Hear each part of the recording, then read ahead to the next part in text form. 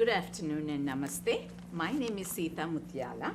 Today, on November 21st of 2014, we are here as part of Foundation for India Studies, Houston. I am interviewing the distinguished Mr. N.V.R. Sarma garu for the Indo-American Oral History project in partnership with the Houston Public Library and Houston Community College. Welcome, Sri Sarma garu. Thank you for coming today, even though it's horrible weather outside, and giving us a chance to interview you. You are a long-time Houstonian. We like to hear your experiences. To start with, please tell us about your background. Where were you born and raised? Which state? Andhra Pradesh or Telangana? The new state. When were you born? Where did you study? And please elaborate on your childhood and education in India. Yeah, namaste. My name is N.V.R. Sarma, and it is actually Nishtala V.R. Sarma. And I thank Sita garu and the Indo-American Oral Project and India Foundation for asking me to join for this interview. I was born in Andhra Pradesh, in Kakinada, and then I was born in my grandmother's place, and later on I moved to Vizag, which is our hometown, where my father was a public prosecutor and a government pleader, and also a major, afterwards a trial lawyer, and he moved me to Vizag. All my education was in Visakhapatnam up to intermediate college. I passed SSLC in 1951, 52, 53. I finished 55. I finished my intermediate college at Avian College.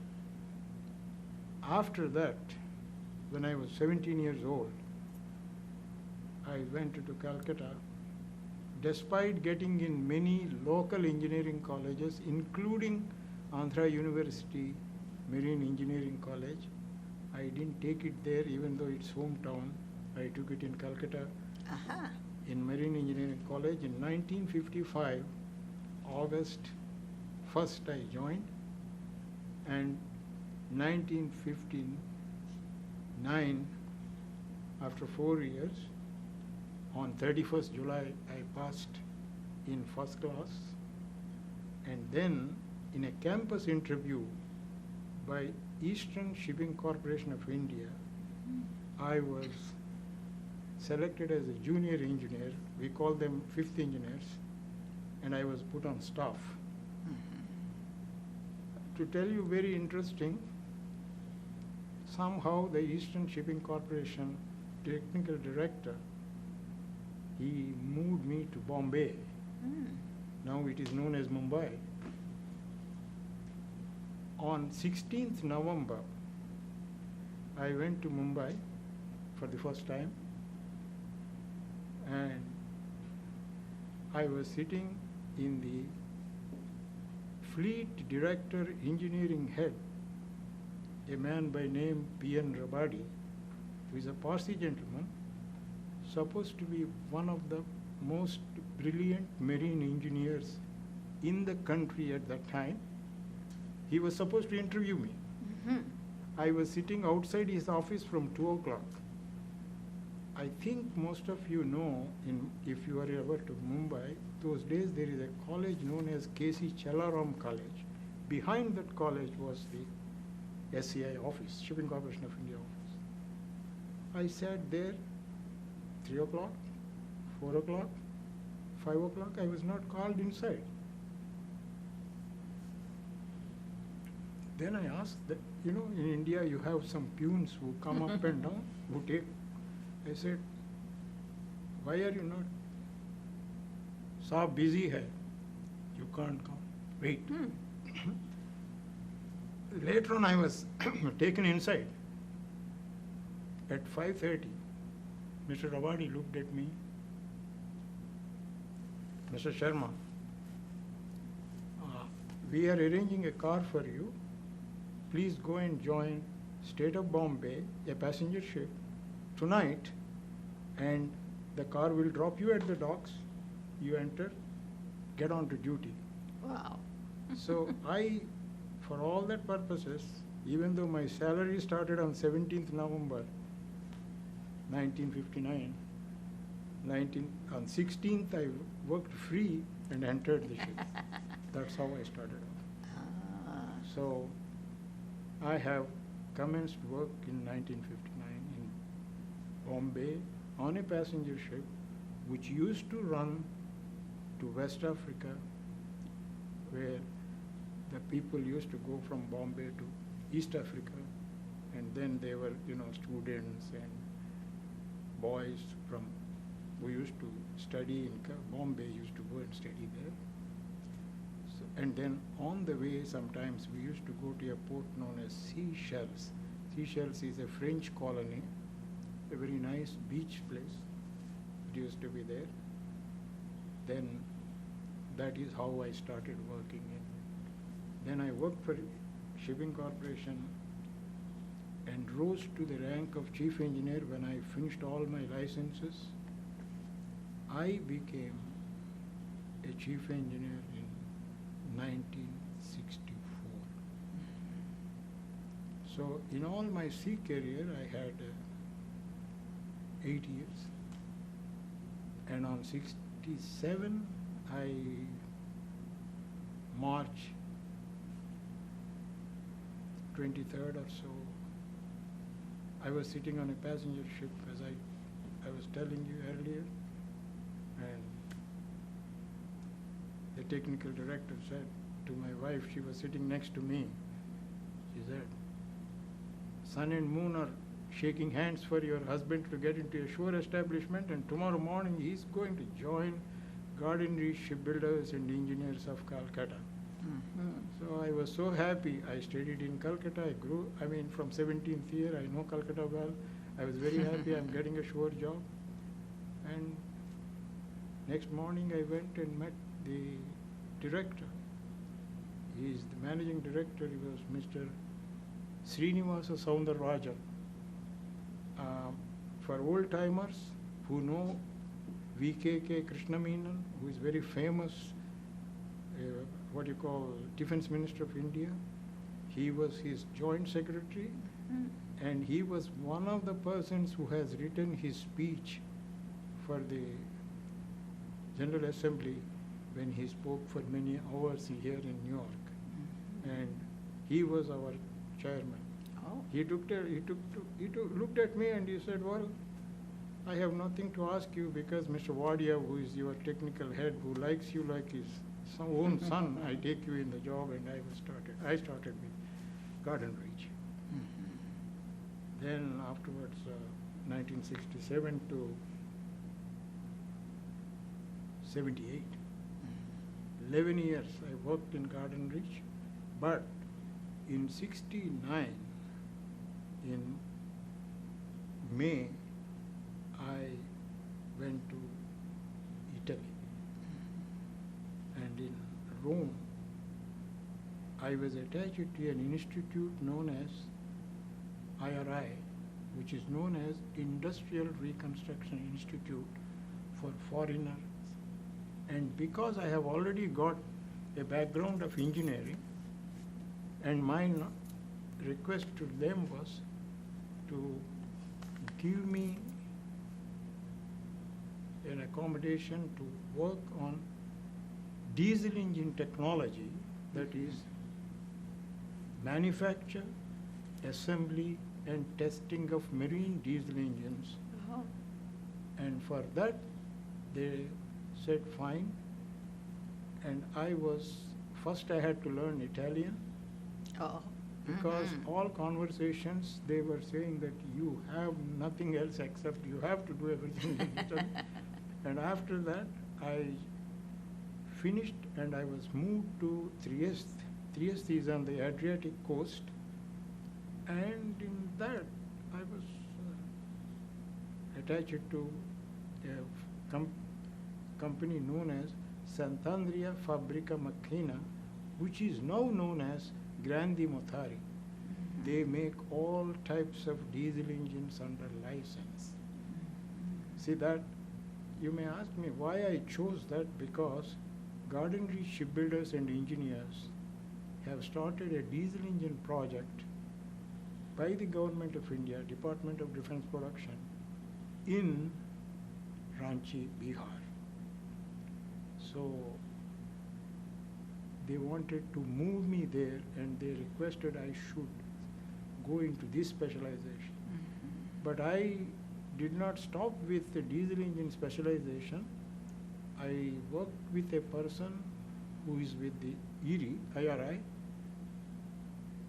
Professor Saracino, who is supposed to be one of the world-renowned economists, very, very good economist. I was with him, and he taught us some financial management for non-financial executives. I mean, see, they felt that I would be one day an executive, and they wanted that. And then what happened is, it didn't stop with that. I toured Europe around that time when I was saying I was going to, those days, Yugoslavia. Then I was going to France, everywhere nearby in holiday times. I studied 1 year. I just got a big award from them for the manufacturing of engines, testing of engines. While awarding, they offered me a job in Grandi Mothari or Sant'Andrea Fabrica as a test bed engineer. Oh, very interesting. So I was very happy, and I just told my family, my wife and all, I think we may have to move to Italy. She said, what you are talking? No, we are not going anywhere. I said, well, we may be. But then I wrote to Gardner's workshops. They said, Mr. Sarma, you have signed a bond that you will work when you come back for 5 years for Gardner. And very interesting. I came back, of course. I came back on 3rd August 1970. I remember very well. And I wanted to go on vacation to the family because I am not seeing my family for 1 year, studies and all. I was moved on 4th, immediately from Mumbai to Ranchi. Immediately. But I was, that time, an assistant manager, marine engineer for the large bore engines. I went into the plant and I saw the whole plant. Plant is under construction. I was shocked. They told me that I am supposed to be on the test bed working on testing the engines, and I don't find anything. The plant is coming up. So I met the general manager. His name is Kamalesh Kumar Garg. I really don't know much about people. Kamalesh Kumar Garg was actually the son-in-law of Hansraj Gupta, Janasangh leader, I believe. He is the son-in-law of Mayor of Delhi, Mr. Hansraj Gupta. So he has a lot of political leanings, so that's why he is general manager. And I am come new, so they looked at me, and I am new to Bihar.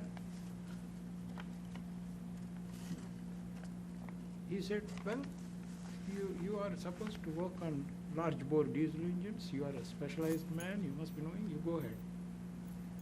So as you know, in India, the political situation in plants and in works and in businesses and in offices, a lot of politics goes. They branded me that I am nephew, or you can say cousin of the managing director, Mr. Soundarajan. But Soundarajan is a Tamilian Iyengar. and I'm an Andhra Brahmin. So there's no difference. I didn't bother. Then, to ease me out, they thought of making me a staff union president. That means I will be representing the staff problems to the chairman. So, the day when they did this, I went into the room of the general manager, one-on-one, closed the door, and I told him, Mr. Garg, I just came here to work on making engines. I didn't come for here politics. I don't represent union. I am not a man to go anywhere. And let me be clear to you, sir, there is no relationship between the chairman and me. And I hope you get it. Let's work together. Let's make the engines for which Government of India collaborated with Machine and Fabric on Augsburg, Germany, in 1960, and we are in 1970, we haven't made anything, even the plant is not ready. He got the message from me. But they are all their own construction going on. The basics, what is required for the engine manufacture, were not done. So every 2 weeks, Mr. Soundarajan will come and give us all a bit of his mind and goes. One fine morning, around 11 o'clock, I was working in a plant, in a different plant, trying to get work done for my plant, the diesel engine plant. I got a letter. You are hereby taking over as project manager, Marine Diesel Engine Project, Ranchi, and Mr. Kamlesh Kumar Garg is summarily dismissed from services. And it is defense production. So I came. I was shocked and I was young. I just said, fine. I took it and I had to manage 5 people who are drawing the same salary as mine, and I am supposed to be the project manager and controlling these 5 people. So my office used to be a political nest at times. But I had to live with it. But my purpose was to make engines. I said there are 2 types. One is medium speed, one is large bore. So I moved to small speed engines. First, let us make them. Prove it to the country that we can make ourselves. So I started making medium speed engines. I was putting my heart into it, and then I had very good connections with Germany. I used to go to Germany every 3 months. I was in Frankfurt Airport. I So see. everybody knew in Augsburg. Augsburg is the place where Rudolf Diesel was born, and Rudolf Diesel, that's why diesel engine name has come. Mhm. So MAN, Augsburg, he was born there, he was there, and that factory license was given to defense production. So at that time, the Defense Minister of India was Mr. Jagjeevan Ram. Mhm. So, and it is, I need a lot of time to tell you about work in Bihar. It's not easy. Yeah, remember we have to cover the other important I things know. as well. Anyway, in the 55 minutes. coming back very quickly, Okay. in 1972, within 2 years, I made the 4 medium speed engines. So then I was called and asked, when are you making the large bore diesel engine? I said, I'll try. The first large bore diesel engine, 2-stroke, was actually I feel one of my greatest achievements is the first time in India for an Indian ship, 10,600 horsepower engine, MAN license, was made. Wow. Yes. That was in 72, 74. 74. And Jagjeevan Ram also came and inaugurated. Mm-hmm. Yes. But Very good.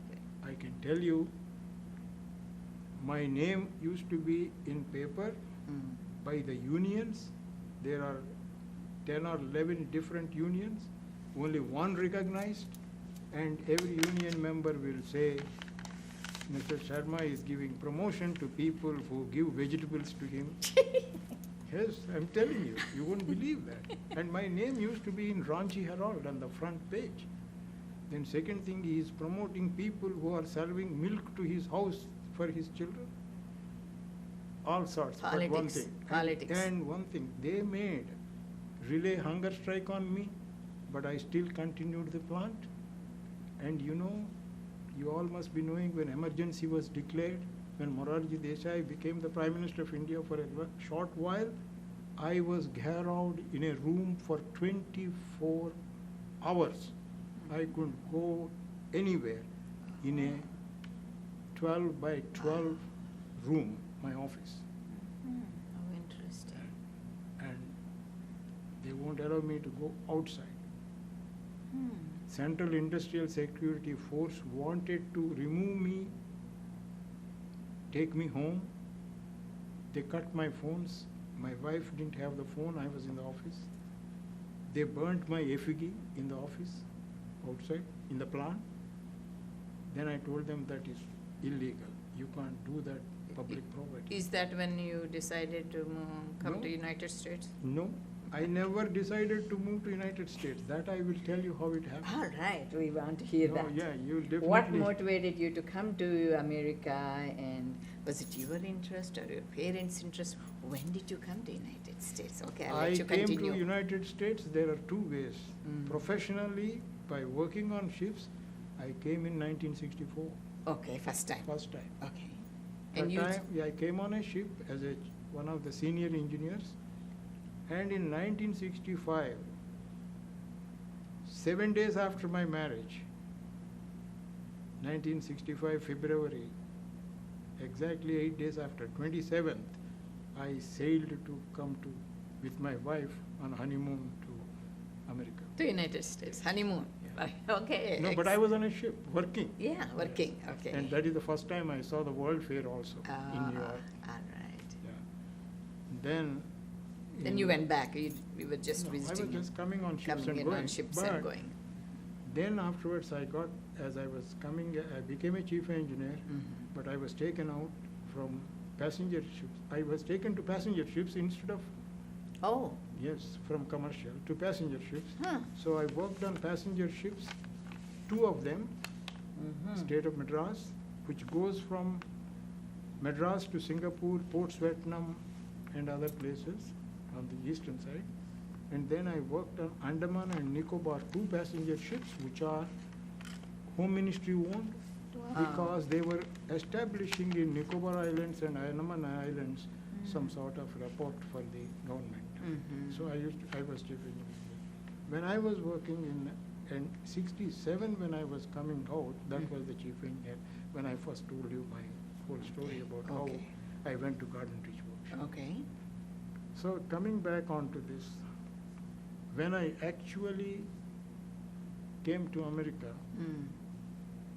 in 1978, Okay. March,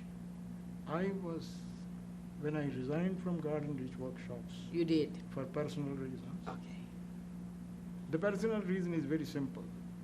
My chairman was Mr. Admiral Kishan Dev.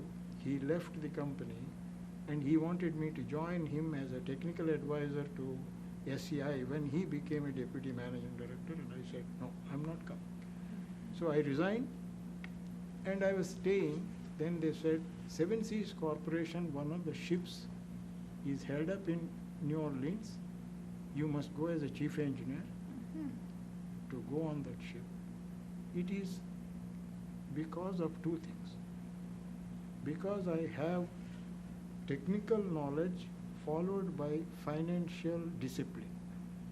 And India in 70s was very tough with foreign exchange. Mm.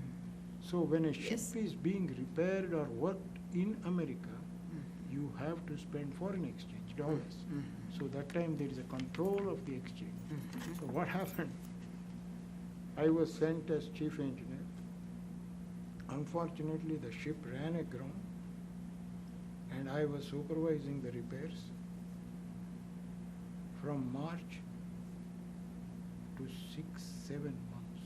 Oh, And it was a multi-million-dollar in New Orleans. in New Orleans, in Avondale Shipyard. Mm-hmm. Okay. So Avondale Shipyard saw me working, and it was also interesting. We can talk later, but a lot. What happened is that I finished the job. I proved the vessel. It was all Okay. made ready. She was going to Russia. Then I was out. I went back to India. India. Okay. Then Avondale Shipyard offered me the job to come to America. Ah, okay. I didn't take a job with them. You did not take. Okay. I did not ask them for the Right. job. But they did offer. They asked for me. Mm. Then they said, I didn't know anything about immigration and all that. I said, I'm not going to go through immigration. I'm not going to submit anybody any paper. If you want my data, I just gave you my data. I will give you. You take care of the immigration. Mm-hmm. They took care of it. And on a very, I will never forget the date, 1979, 18th September, Mm-hmm. my son's birthday, Ah. who is 5 years old at that time. Mm-hmm. We arrived in New York, and from New York to, you won't believe me, I got the green cards in my hand that day. Mm. All 5 of us. All 5 of you. In New York airport. Yeah. And from there we moved to New Orleans, and I started working in Avondale. Mm-hmm. So what brought you to Houston? When Ah. did you come to Houston? Oh yes, that's more interesting. I worked in Avondale since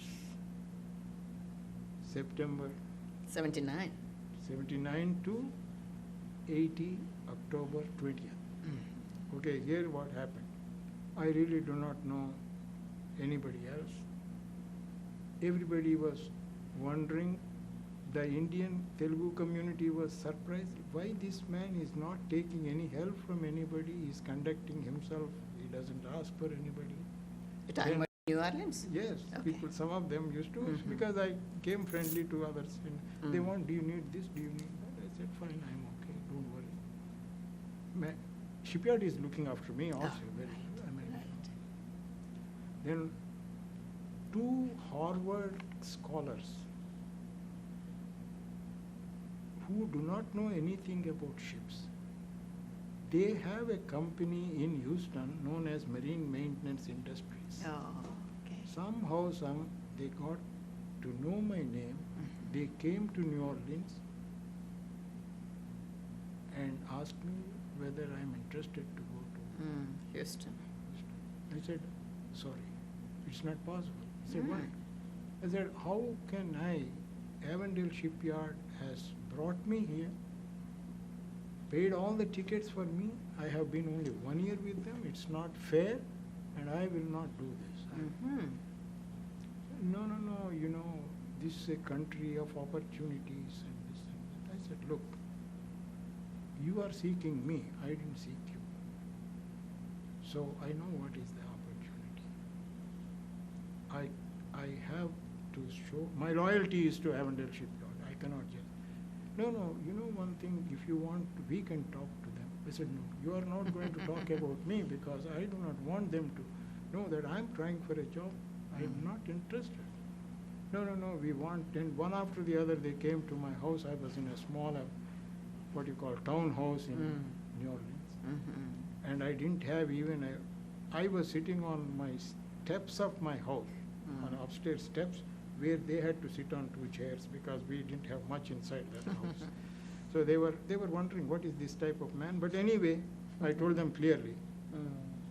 Then I said, you go and ask, because I thought, I was afraid these people might go and ask them, and also I went and asked the vice president of ship repair, because I was dry dock machinery manager for Avondale Shipyard.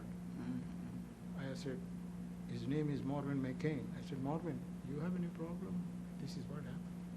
No, they call me chief because they all remembered me as chief from the time that I came in 78 for repair work, Chief, you want to prosper. I said, it's not a prosper. I have to be honest to you because you brought me here. He said, we have no objection if you want to. And finally, the technical guy came to New Orleans to interview me in my house only. He just said, oh, I believe you know. Said, well, I don't have to know much about what subject. So I moved to. But before that, moving, I did not know. They wanted to check my compatibility with three of their, you won't believe, three of their partners. These two Harvard scholars and the technical guy. Then they said, you will go for a psychological examination. So I'm sorry, I really got upset. I said, look, I'm not going to go for interviews or anything. I told you, you came to me, you are going to make me chief of technical services, marine maintenance. I accepted the offer. I didn't argue with you for my salary or my benefits. Whatever you gave, I said, fine. I'm not going to do all this. No, this is to know the compatibility. So they took me to a psychologist, whom you call shrinks here. And I was put in a small cubicle, you will be surprised. And then in the morning at 8 o'clock I went, and he gave me questions, and I'm answering. Then he gave maths, I was answering. Then at 12 o'clock, he brought me hamburger. I said, hamburger. I said, I don't eat, I'm a vegetarian, I can't eat this. So what do you want to eat? I said, well, it doesn't matter. So I just took a glass of water, and I said, he has given 300 questions. You want to know one interesting question, I'll tell you. Do you like to dance with Marilyn Monroe? He gave a question like that. I remember that. And I said, what is this? Anyway, I kept quiet. I wrote all the questions, what are right or wrong. Then afterwards, at 4:30 in the evening, after so many hours, he comes back and interviews me. I said, sir, I want to tell you something. You want to talk to me about shipping and ship repair. I was running in maintenance. I was running in production companies. I was in repair. All aspects of the work I have done. Please, I have labor management I attended in India, classes. I have done non-financial executive management for financial this thing. So please, I do not want. No, we are checking how much you will be interact with the owners. I said, fine, whatever it is. And I went away. They immediately came and brought me back to Houston. That is how I came to Houston. It is not by myself wanted to come. Well, after I came to Houston, I like Houston, and I am here in Houston, and I'm not going to go anywhere, I guess. Many people talk about retirement when I said, no, I'm not going anywhere. All So right. this is about the You're coming moving back to Houston. and America and everything. Excellent, very good. Even though it's a sensitive subject, I like to ask, Please. have you experienced, witnessed, or noticed any discrimination, personally or distantly, in Houston or other place you lived, which is New Orleans? No. One thing I want to tell you, to be very frank with you, I was never discriminated anywhere. At least outwardly, I have never seen anybody discriminating me, because I respected people, they respected me. And even today, there is no language barrier with everybody, because the people are quite comfortable and happy. And I'm just working for an American owner for all these years. I have been working with this American owner from 1982, and the other two owners are also Americans. And you will be surprised.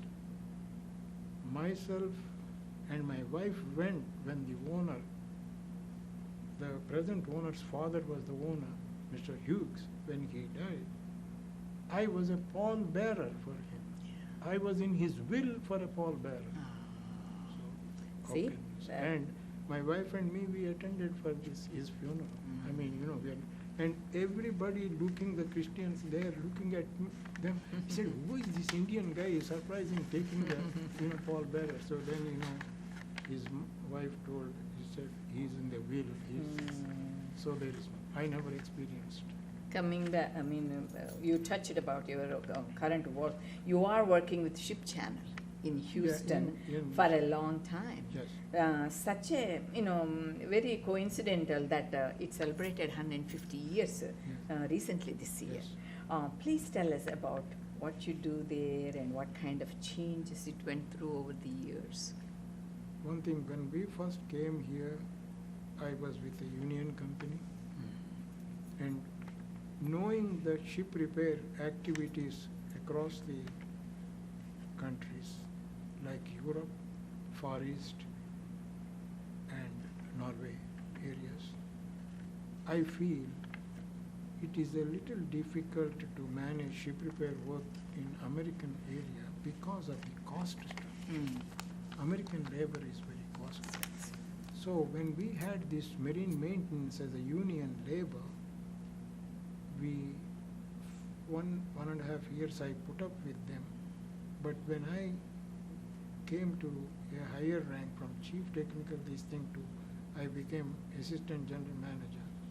That time I convinced the management that we have to somehow deal with the union in such a way we should part with that. He's an American general manager. He agreed with me, and we sat with it and discussed with them, but they never were cooperative. So we gave them a small ultimatum, and they also accepted us that we said, fine, we don't want to take any pay cuts and we don't want to do that. And you want to do it, you do it, but we don't mind if you go non-union. And so we went non-union. That's what it is. Then that is one we found. Second thing I find is in the present day, in the last 10, 12 years, very difficult to get good, skilled people for our work. Because mostly people want to sit in front of the computer and then do data processing or go to IT. But you see, IT is different. But even the normal circumstances, hourly employees are very difficult to get skilled persons. It is, I think, most of the engineering companies are facing. But in our industry, we deal with foreigners besides the American. And American shipping is not much. It is mostly American areas are all only for the Navy ships and other things for defense, which we don't do. But the commercial shipping for India, this American is very less. It is all foreign companies. And foreign companies are very tight for money, very tight. They don't pay. They are very, very, very strict and control their finances. That's what a ship manager is. But the ports will always tell you, Houston port will tell you, ports are meant for cargo movement, not for ship repair. But we say, yes, sometimes emergencies come, so we have to. They agree with us. That's all. Very good. Okay, what do you think and how Houston contributed to your professional and personal growth?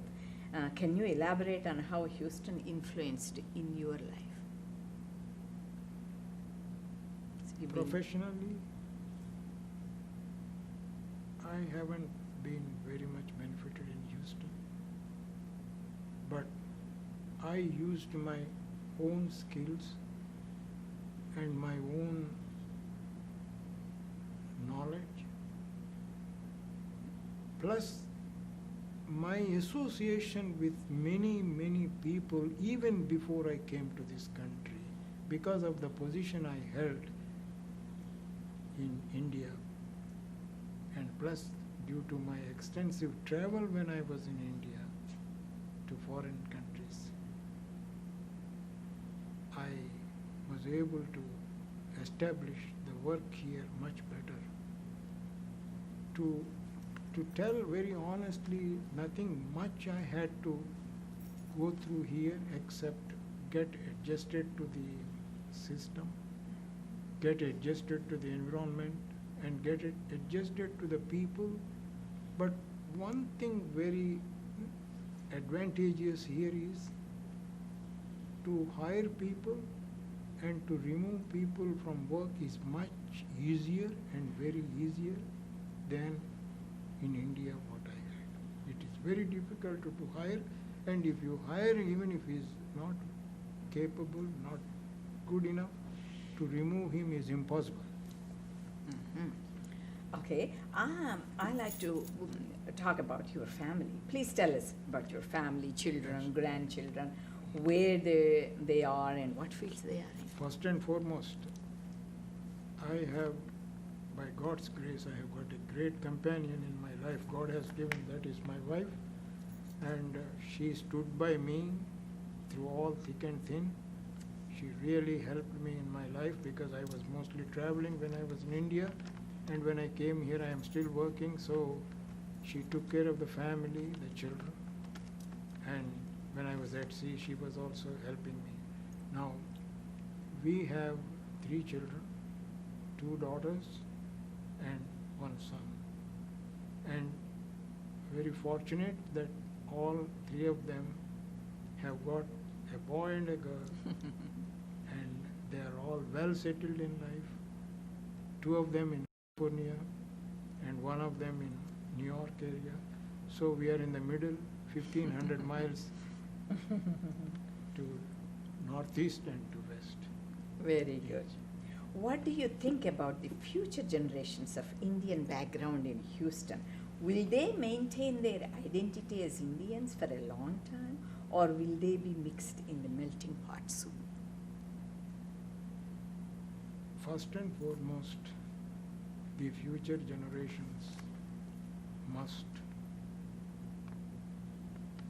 they should work hard.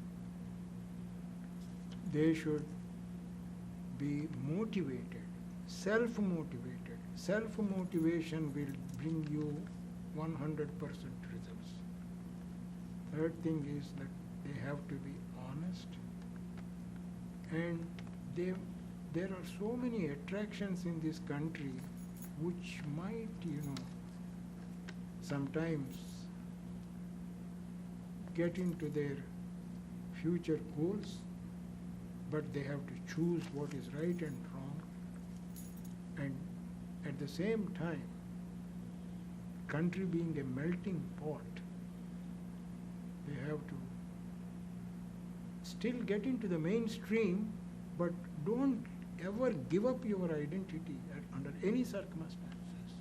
But at the same time, you respect others and get into their system. Don't be, to your own community or anything like that. You just get into the other communities and then understand them, and then you interact with them. Life is, after all, interdependence. You are dependent. Say, for instance, I am dependent on my wife. She is dependent on me. We have to come together. That's what it is like. Like a family. Right. And you have to give and take policy. Right. You can't always take. You have to give also. I like to ask you, are you instrumental in founding any associations or organizations in Houston? What has been your involvement in social, cultural, and religious organizations Okay. in Houston? Very, very simple. I was the founding member for Samundar Club. It is Indian Marine Association. People who are from Indian origin who joined the marine engineering or marine captains or radio officers or the deck officers. I was the founding member with 7 people. We started in our own houses, and I was the first couple of years the president of that club.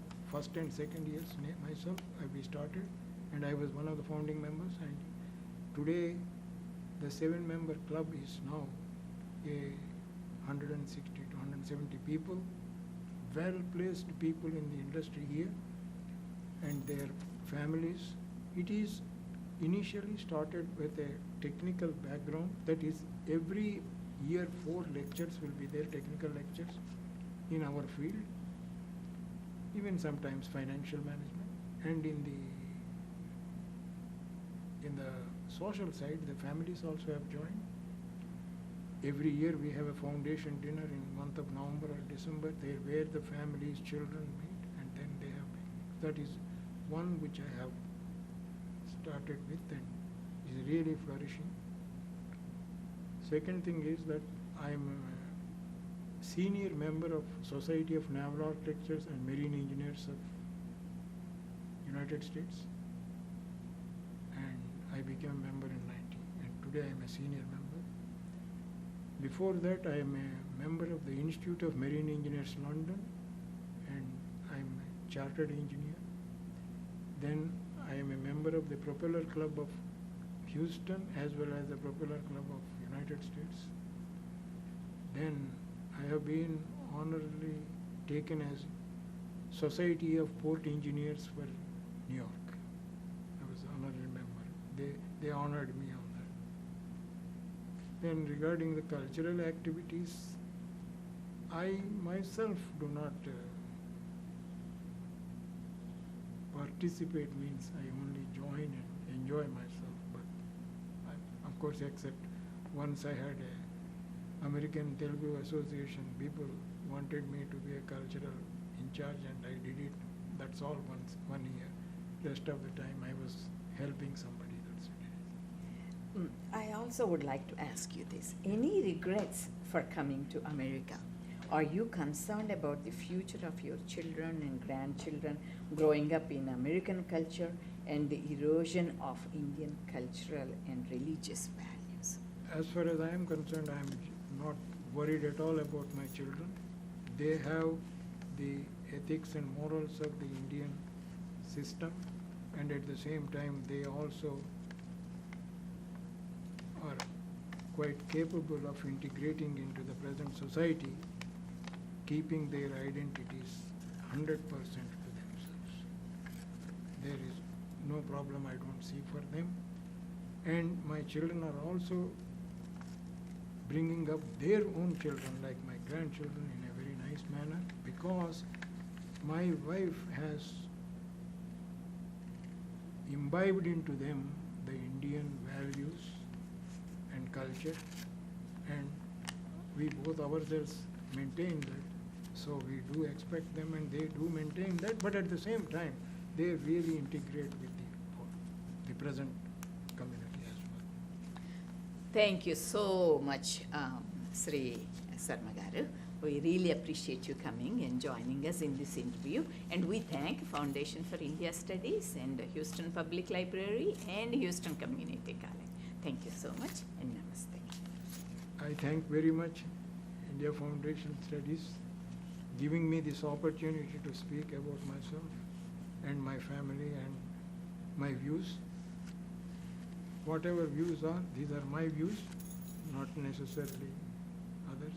But I thank Sita garu for your candid questions, and namaste.